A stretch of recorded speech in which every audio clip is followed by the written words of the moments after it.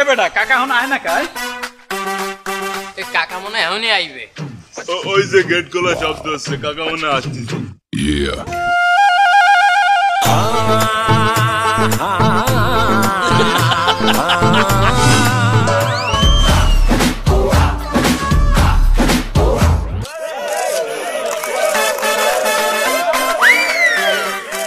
একটা বাদাম নেন না মাত্র 5 টাকা করে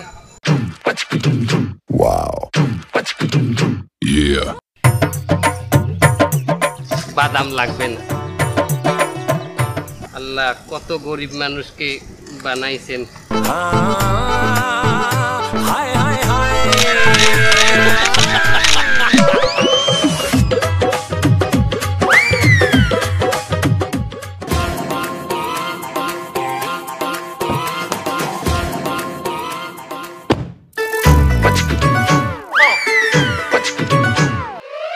ড্রাইভার যে স্যার আজকে কমে যাবা ওই মেডিকেলের ছাত্র গো ধরছি স্যার মেডিকেলের একটা প্রশ্ন বিক্রি করার কথা না আচ্ছা ঠিক আছে তাই চলো স্যার আজকে একটু আপনি নিজে কথা বলবেন হাব বেটা আমি নিজে কথা কইলে এটা মানায় তুই নিজে যাবি হইনে যাইয়ে সব ডিল ফাইনাল করবি আমি নিচে গাড়িতে বইয়ে থাকবো স্যার কত করিয়ে চাবো 25 লাখ একটা প্রশ্ন 25 লাখ মানবে এবারে স্টুডেন্ট গুলা যখন পাস করিয়ে ডাক্তার হইবে কোটি কোটি টাকা ইনকাম করবে তোরে আর আমার একটাও দেবে হ্যাঁ দেবে না ল ল ল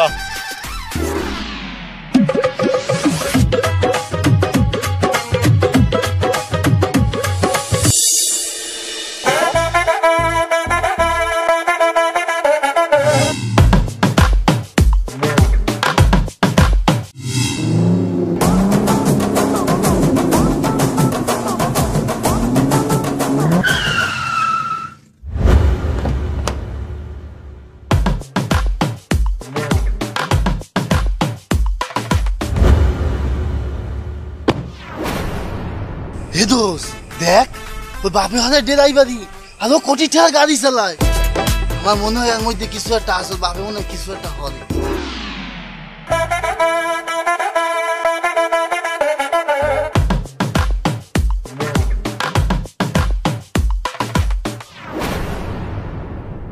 শুনলাম তোমার আব্বা নাকি অসুস্থ হ্যাঁ বস আমার আব্বা তো অসুস্থ ধরো 500 টাকা রাখো ভাই আর 500 টাকা দিলে ভালো হতো আমি নিজেই তো অসুস্থ ভাই তাই নাকি আচ্ছা ঠিক আছে নাও তুমি 500 আরো রাখো ভোটটা কিন্তু আমার আব্বারে দেবা মনে আছে নাও আরো 500 রাখো এ বেটা দেখ সমানে তেজপাতার নাহান টাকা উড়াইতে আছে তুই দেখছো যারে ভাই হেরাই টাকা দেয় চল আমাকে কেলাবেল লেগে কোনো দান্দাবানি করা যায় কিনা হেইয়ে দেখ ভালো কথা কইছো আসসালামু আলাইকুম না ভাই ওয়ালাইকুম আসসালাম সবাই যে দান সকাত করতে আছেন না ভাই মগো ক্লাবের জন্য যদি কয়টা টাকা দান করতেন না ভাই কিসের ক্লাব না ভাই ডলা ক্লাব ডলা ক্লাব মানে ওই আমরা তো ডলি তো না ভাই এই জন্য ক্লাবের নাম দিছি ডলা ক্লাব কি ডলো আমরা গরিব না ভাই না ভাই সন্ধ্যাকালে করে পাতা সাতা আইনা ডলা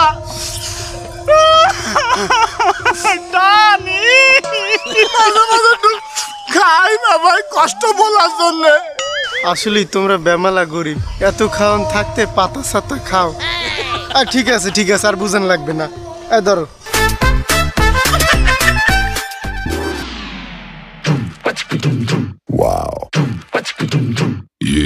প্রশ্ন কয় সেট লাগবে 10 সেট এক সেট প্রশ্নের দিনে 50 লাখ টাকা করিয়ে লাগবে কয়েন কি আমনে না আমার ডে কইছিলেন একটু কম দামে প্রশ্ন দেবেন ও বাবা আমার যে ছাত্র ছাত্রী আছে হেরা একটু গরিব গরিব না এরা কত দিতে পারবে এরা বড় জোর একজনে 20 লাখ করিয়ে দিতে পারবে দু মিয়া 20 লাখ টাকা দিতে পারবে হে গরিব হয় আমনের কথাও থাউক আমার কথাও থাউক আমনে 30 লাখ নেন ঠিক আছে ওকে এখানে করলে আমার হাতে কিছুই থাকে না আমি কিছুই দেই নাই আমি আমার বসে সে 25 লাখ টাকা বলছে যে 25 লাখে সে রাজি হয় নাই সে 30 লাখে কি রাজি হইবে নাও হইতে পারে না আমার গায়ে বই দিব প্রশ্নটা আপনি অরিজিনালটাই দেবেন তো এখানে আমি প্রশ্ন বিক্রি করতে আসছি আমার ইমান বিক্রি করতে আসি নাই এমে হ্যাঁ আমি হজ করে আসছি সৌদি আরব থেকে। আমি মিথ্যা কথা বলবো? আমার লেবাসে কি মনে হয় আমি মিথ্যাবাদী? তো টাকা ব্যাংকে পাঠাই দিই। প্রশ্নটা আগে দেবেন না? নামাজ কালাম পড়েন, ইমান আছে? হ্যাঁ আপনার বিশ্বাস করমু? আগে আমার নাহান ইমান আনেন, আমার নাহান আল্লাহর রাস্তায় চলেন। না না ঠিক আছে, আপনার আমি ব্যাংকে পাঠাই দেবো টাকা, ঠিক আছে।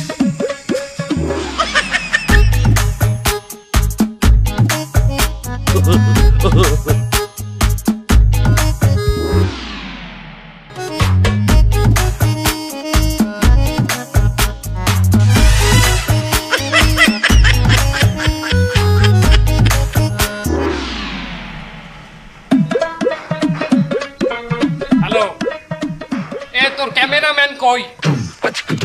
এবার আমি নামাজে খারাইছি, ক্যামেরাম্যান কই?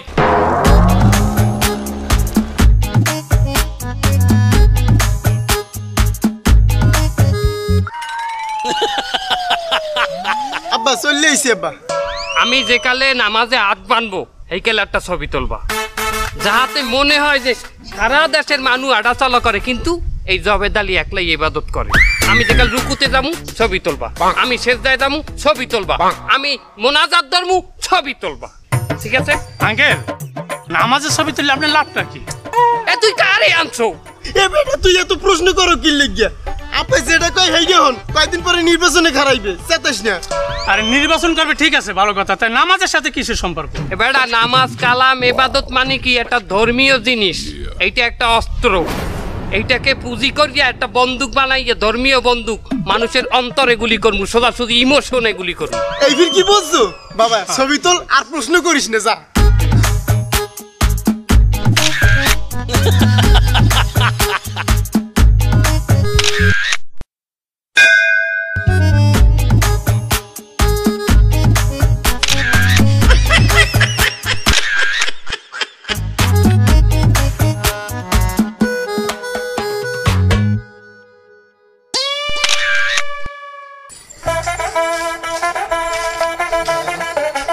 আমার আব্বা একজন আল্লাহওয়ালা মানুষ।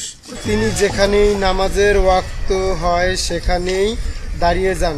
তিনি এক ওয়াক্ত নামাজ কাজা করেন না। আমার একজন বন্ধু ছবিটি তুলেছেন, তাই আপলোড করলাম। দাদা এ দেখ দিহি এই লোকটারে কি চেন ওয়াই? দেখ রাস্তার পাশে সারা মানুষ আগে বেড়ায় আর এই মানুষ দিয়ে নামাজ পড়ে। আরে হয়, আমি একদিন কেন দেখছি কি প্লেনের ডানার উপরে দাঁড়াই নামাজ পড়তে আছে। না জানি কত আল্লাহ আর অলৌকিক শক্তি আছে। সোবানাল্লাহ আরে মুই পাইলে আর মুড়ি দইতাম। তুই কি আর মুড়ি দবি? না আমি আর মুড়ি দিতে পারবো না। একা আমি আগে একজনের মুড়ি দইছি, হে আবার এর থেকেই বেশি শক্তিশালী। হে সমুদ্রের মাঝখানে বোয়াল মাছের উপরে দাঁড়াইয়া নামাজ পড়ে। না না তুই ওই বল মাছ টল মাছ বাদ দে, বোঝো তুই প্লেনে আকাশে ওরে এই প্লেনের উপর দাঁড়াই এরপর নামাজ পড়ে, হে বেশি শক্তিশালী। আমি আর মুড়ি দমু বেড়া ছট। বাংলাদেশ থেকে প্রতি বছর প্রচুর পরিমাণে মানুষ নেপালে আসে। কেউ আসে ভ্রমণ করতে, কেউ বা আসে বিভিন্ন দেশের ভিসা এম্বাসিগুলো ফেস করতে। নেপালে আসলে আমাদেরকে সর্বপ্রথম কাঠমান্ডু ইন্টারন্যাশনাল এয়ারপোর্টে ল্যান্ড করতে হয়। কাঠমান্ডু থেকে অন্যান্য শহরের টুরিস্ট স্পটগুলো দূরে থাকায় নেপাল ভ্রমণের প্রথম দিন কিন্তু আপনাকে কাঠমান্ডুতেই কাটাতে হবে। কিন্তু সমস্যা হলো কাঠমান্ডুতে যে সকল হোটেলগুলোতে সচরাচর থাকতে হয় সেগুলো এয়ারপোর্ট থেকে অনেকটা দূরে, যার ফলে ট্রান্সপোর্ট খরচটাও অনেক অংশ বেড়ে যায়। তবে আজকে আমরা আপনাকে এমন একটি হোটেলের কথা বলবো যেখানে এয়ারপোর্ট থেকে হেঁটে গেলে মাত্র 15 মিনিট সময় লাগে। Kathway hotel and restaurant. কাঠমান্ডুর ত্রিভুবন ইন্টারন্যাশনাল এয়ারপোর্ট থেকে আপনি যদি এই হোটেলে আসতে চান তাহলে আপনার ট্রান্সপোর্ট খরচ পড়বে খুবই কম। আপনার সাথে যদি মালামাল কম থাকে, ব্যাগ অথবা লাগেজ কম থাকে, তাহলে আপনি অবশ্যই পায়ে হেঁটে 10 থেকে 15 মিনিটের মধ্যে এই হোটেলে পৌঁছাতে পারবেন। মজার ব্যাপার, এয়ারপোর্টের এত কাছাকাছি হওয়া সত্ত্বেও এই হোটেলের প্রতিটা রুম কিন্তু আপনার বাজেটের মধ্যেই থাকছে। আপনি যদি ফ্যামিলি এন্টারটেইনমেন্টের দর্শক হয়ে থাকেন আপনার জন্য থাকছে 50% ডিসকাউন্ট। এর মানে এই হোটেলের যেই রুমের ভাড়া 3000 টাকা সেটি আপনি পাবেন মাত্র 1500 টাকায়। আর আপনার জন্য সকালের নাস্তা থাকছে ফ্রি।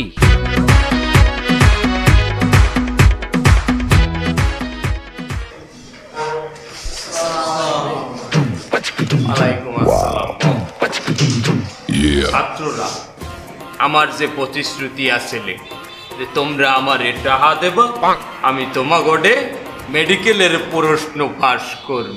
আমি মেডিকেলের প্রশ্ন লইয়াইছি।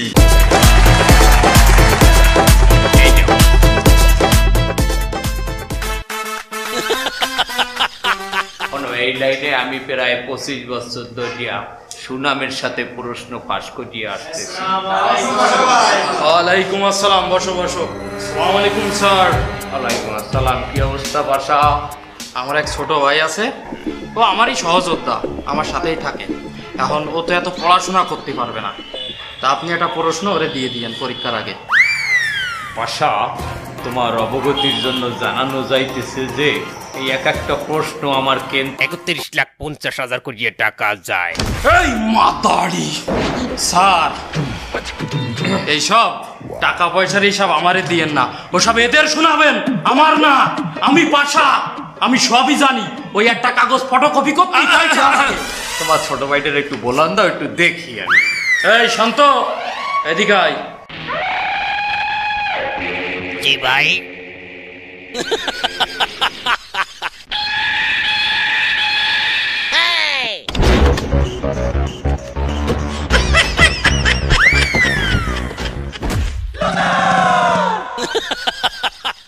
দেখলেন কি সম্মানটা দিল আমারে? একটু সিগারেট খেলো, তাও এরকম গোপন করে। তোমার নাম কি? শান্ত। তা তোমার বাবা আছে? বাবা কয়টা লাগবে? মাইনি কয়টা লাগবে? মাইনি তোমার বাবা কয়টা? বাবা তো সকালে দিলাম সেল 5টা, এখন তো আছে 7-8টা পকেটে, কয়টা লাগবে? কে রে আনতো বাসা আর পকেটে বলে 5টা? আরে স্যার, ও নিজে খায় না, ওগুলো বিক্রি করে। আরে আমি যে এই কলেজে ওইগুলো সাপ্লাই করি, আমি কি ফিল্ডে যাই? আমি অফিসে থাকি, ও ফিল্ডের কাজ করে। আচ্ছা আচ্ছা। আরে ভাই, এ তো ভালো সমস্যা। আপনি আমারে কি কই আনছেন? আর এখন দেখতে আছি কি, আপনি আমারে আগে বললে তো একটা মাল নিয়ে আসতাম। আজকে শালারে 2টা পোস্ট দিয়ে দিতাম এইখান থেকে। বেয়াদব কয় কি? কে বেয়াদব? মানে তোমার ছোট ভাই, সে কি বলে এগুলো? তো ও কি এই জায়গায় দাঁড়ায় দাঁড়ায় চষবে নাকি? আপনি প্রশ্নটা দিয়ে দিলে তো হয়ে যায়। এই যেন সিনেমার গল্পকেও হার মানায়। বলছিলাম এক কোটিপতি ড্রাইভারের কথা। তার আছে অডেল অডেল সম্পত্তি, ঢাকায় আছে 7-8টা বাড়ি, তার মুখ ভর্তি দাড়ি, তার ছেলে চালায় বিলাসবহুল গাড়ি।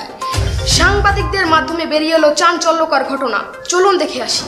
আর সুপ্রিয় দর্শক মণ্ডলী, না এটি কোনো রূপকথার গল্প নয়, এটি আসলে একটি সত্য ঘটনা। আজ আপনাদের সামনে এমন একটি মানুষের সম্পর্কে বলতে চলেছি, যার ঘটনাটা শুনলে আপনারা সবাই বিব্রত হয়ে পড়বেন, অবাক হয়ে যাবেন। হ্যাঁ, জবেদ আলী। এই জবেদ আলী কে? তিনি একজন ড্রাইভার। তিনি একটা ড্রাইভার হওয়া সত্ত্বেও আজ তিনি কোটি কোটি টাকার মালিক। তার দামি দামি গাড়ি, অসংখ্য বাড়ি। তিনি মূলত কি করতেন? প্রশ্ন ফাঁস করতেন। বিভিন্ন বড় বড় পরীক্ষার প্রশ্ন ফাঁস করে তিনি নিতেন কোটি কোটি টাকা। প্রতিটি প্রশ্ন থেকে তিনি নিতেন 25 থেকে 50 লক্ষ টাকা করে। এই টাকাগুলো তিনি অসৎ পথে ইনকাম করেছেন। আর এই টাকা যখন তিনি বিভিন্ন জায়গায় দান সৎকার করে বেড়াচ্ছেন, তখন আপনারা তার অনুসারী হয়ে যাচ্ছেন, তার মুরিদ হয়ে যাচ্ছেন। আপনারা কি একবার ভেবে দেখেছেন তার আখলাক চরিত্র সম্পর্কে, এই টাকার উৎস সম্পর্কে? আপনারা কোনো কিছু না জেনেই ধর্মীয় লেবাসে আপনাদের সামনে যে উপস্থিত হয়, আপনার তার অনুসারী হয়ে যান। হঠাৎ করেই যদি একটি মানুষ ধর্মগুরু হয়ে যায়, টাকা পয়সা দান সৎকার শুরু করে, তাহলে তার ভক্ত হয়ে যাবেন না। আগে খুঁজে দেখবেন তার আখলাক কি, চরিত্র কি, তার উদ্দেশ্যটা কি, এবং কোথা থেকে এই টাকা আসে, তার টাকার উৎসটা কি। ধর্মীয় লেবাসে এই ধরনের প্রতারকদের কাছ থেকে আপনারা সাবধান থাকুন, নিরাপদ থাকুন, সুস্থ থাকুন। সেমাই টিভি, জিএম আব্দুল্লাহ, খুলনা। ভাই, লোকটারে দেখলাম ফেসবুকে নামাজ কালাম পড়তো, তা এখন তো শুনলাম সে নাই প্রশ্ন ফাঁস করিছে। এ বেড়া, কোনটা ভালো মানুষ আর কোনটা খারাপ মানুষ দেখে বোঝার উপায় নাই। ঠিক কইছি। দেখছো কাকা মস্ত বড় বাটপার, পুরো ফেসবুক এখন ভাইরাল। কি কস? এ তো আবারও ধর্মরে পুঁজি বানায় ইলেকশনে দাঁড়াইছে। আমি আবার এর ছেলের বড় ফ্যান। এবারে দেখছো এই লোক দিছে প্রশ্ন ফাঁস করিয়ে কোটি কোটি টাকার মালিক হইছে। কে তুই দিহার মনে দিতে চাইছিলি? অভিযানে জেলে যাও, তারপর অভিযান। হ্যালো স্যার, টিভিতে নিউজগুলা দেখছেন? টিভিতে তো সবই দেখলাম। তুই তো যখন তখন অ্যারেস্ট হয়ে যাইতে পারো। তুই আর যা করো আর না করো, ভুলেও আমাকে কারো নাম নিবি না। পুলিশ, মিডিয়া যেই তোর দ্বারে প্রশ্ন করবে, কবি সব তুই করছো। ভুলেও যেন আমাকে কারো নাম নেও। হলে তো আমি স্যার জেলে চলে যাবো। ওরে বেটা, আমি আছি না? তুই জেলে গেলে একদিনের মধ্যে আমি তোরে জামিন করাই আনবো। তুই ভুলেও আমাকে কোনো নাম নিবি না, সব দোষ তোর। ঠিক আছে স্যার। আচ্ছা রাখ, ভালো থাকিস। আলার ভালায় কামডা করলে কি, ওদিকে কানাডায় আমি বড় পোলার একটা বাড়ি করে দিছি, এটা এখন দেখতে যাবো। এখন ওর চালায় হ্যাঁ হইবে না। এখন যদি আমি দেশ ছাড়ি, মিডিয়া আমার পিছে বেমরুনে নাহানি লাগবে, ওর একটা ব্যবস্থা করা লাগবে। হ্যালো, শোনো, জবেদ আলী যেন কোনো মতেই জেল দিয়ে বাইরে দিতে না পারে।